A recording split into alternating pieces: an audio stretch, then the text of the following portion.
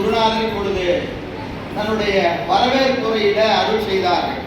என்னன்னு கேட்டீங்கன்னா, மறைமலை அடிகளை தமிழ் வழி நெறிப்படுத்திய பெருமை சூளை சோமசுந்தர நாயருக்குரியது. நம்முடைய மரபு தமிழ் செய்த ஞான மரபு என்று நம்முடைய நூல் நாமெல்லாம் பார்த்திருக்கோம். தமிழ் செய்த ஞான மரபு என்று சொல்லக்கூடிய இந்த நூல், இதற்கு முதல் குருநாதராக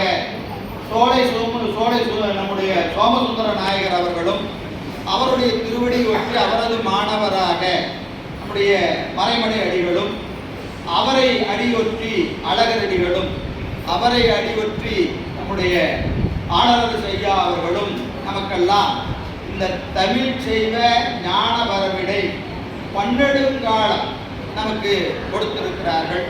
இதனை அடுத்த தலைமுறைக்கு கொண்டு செல்ல வேண்டிய பொறுப்பை நம்முடைய ஆடலர் செய்யாவின் பிறகு நம்முடைய அருகுருநாதர் ஒளியர் செய்யா அவர்கள் ஏற்று இன்றளவும் அதனை மிகச்சிறப்பாக, நான் ஒரு நேற்று முதல் நாள் முந்தானத்து நினைக்கிறேன், நம்ம கொங்கு நாடு செய்த தவப்பயனாய் வந்திருக்கக்கூடிய முதுமுனைவர் செல்லியப்ப ஐயா அவர்களை சந்திப்பதற்கு ஒரு வாய்ப்பு கிடைத்தது.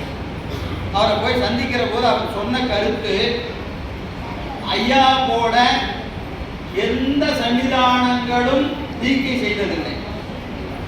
அவர் செய்தது போல மக்களிடத்தில் சென்று எண்ணிக்கையை பார்த்தோம்னா தெரியும். நான் எந்த சன்னிதானங்களையும் குறைத்து கூறுவதாக கருத வேண்டாம். எண்ணிக்கை என்று பார்த்தீங்கன்னா, எல்லா சன்னிதானங்களும் செய்த எண்ணிக்கையை கூட்டினால் கூட ஐயா செய்த தீக்கைக்கு இணையாக இருக்கிறார். அப்படி தமிழகம் எங்கும் பட்டி தொட்டியெல்லாம் சென்று அத்துணை மாணவர்களுக்கும் நமக்கு இல்லங்களோறும் எழுந்தருளி செங்கமல பொற்பாதம் தந்தருளும் சேவகனை என்கின்ற மணிவாசகருடைய வாக்கு ஐயாவுக்கு தான் பொருந்தும். எங்கே அழைத்தாலும் காட்சிக்கு எளியர், நம்ம கொஞ்சம் எந்த விதமான தயக்கமும் இல்லாமல் ஐயாவை அணுகலாம். அது எல்லாருக்கும் வாய்ப்பதில்லை. அந்த வகையில் தமிழகத்துக்கு மட்டுமல்ல, தமிழகம் தாண்டி இந்தியா தாண்டி மலேசியா, சிங்கப்பூர் போன்ற நாடுகள், இலங்கை போன்ற நாடுகளுக்கெல்லாம் சென்று நம்முடைய பக்குவமுடைய மாணவர்களுக்கு சமய விசேட தீக்கைகளை செய்து வந்த நம்முடைய அருட்குருநாதர் அவர்கள் வருகிற 19/7, அதாவது ஜூலை மாதம் 19/7 ஞாயிற்றுக்கிழமை ஈரோடு மாவட்டம் பவானி வட்டம் கவுந்தப்பாடியிலே நமக்கு அருட்குருநாதராக குருமகா சன்னிதானங்களாக தமிழ் செய்வ ஞான திருமடம் என்கின்ற ஒரு திருமடத்தை அமைத்து அதில் அருளாட்சி ஏற்று அங்கே நமக்கெல்லாம் ஒரு சன்னிதானமாக எழுந்தருளி இருக்கிறார். இது நமக்கு எல்லாருக்கும் தெரியுமான்னு தெரியல. நமக்கு கடந்த சிவராத்திரி அன்று ஒளியாக நமக்கு கவுந்தப்பாடியில் நடந்த விழாவிலே பவானி சிவனுடைய திருக்கூட்டத்தினுடைய தலைவர் நம்முடைய தியாகராஜன் ஐயா அவர்கள் இதை செய்தியாக சொல்லியிருந்தார்கள். எல்லாரும் பார்த்துருப்பீங்கன்னு நினைக்கிறோம்.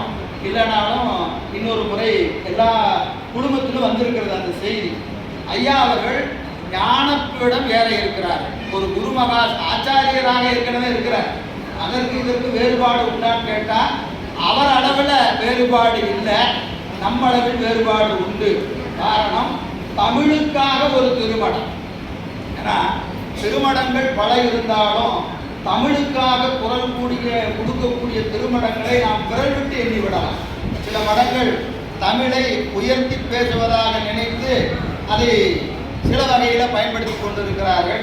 சிலர் இப்படியும் பேசுவதில்லை, அப்படியும் பேசுவதில்லை, நடுநிலையிலே இருக்கிறார்கள்.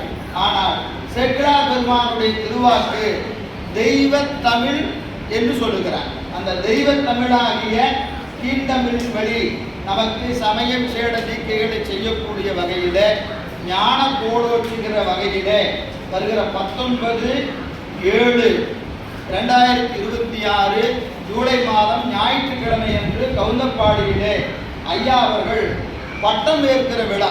இதெல்லாம் முறைப்படி பின்னாடி செய்தி வரும்.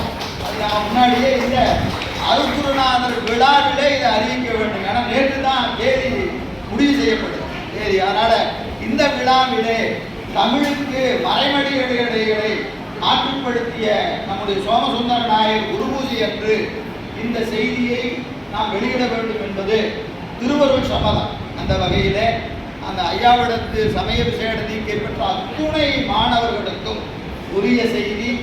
அத்தனை பேர் இதையே அழைப்பாக ஏற்றுக்கொள்ள வேண்டும் என்று அழைப்பெல்லாம் வரும்.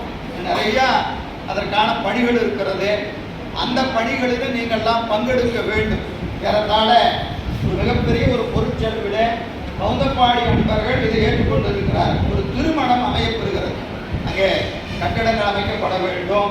ஐயாவுக்கு பூசை மடம், பீடம் போன்று பல்வேறு திட்டங்கள் இருக்கிறது. இது மேலும் மேலும் பெருமானுடைய திருவருள் வளர்வது போல இந்த திருமணம் நம்முடைய சேக்கிழார் பெருமானுடைய வாக்கில் பார்க்கணும்னா பூந்துருத்தியிலே ஞாயிறும் திங்களும் உள்ள அளவும் வளர்கிற திருமணம் என்று ஞாவுக்கரசு பெருமான் அமைத்த திருமணத்தை சேக்கிழார் பெருமான் அங்கே நமக்கு காட்டுவது போல இந்த தமிழ் செய்த ஞான திருமணம் நம்முடைய காலம் மட்டுமல்ல, இனி வருகிற காலங்கள் தோறும் இது வளர வேண்டும்.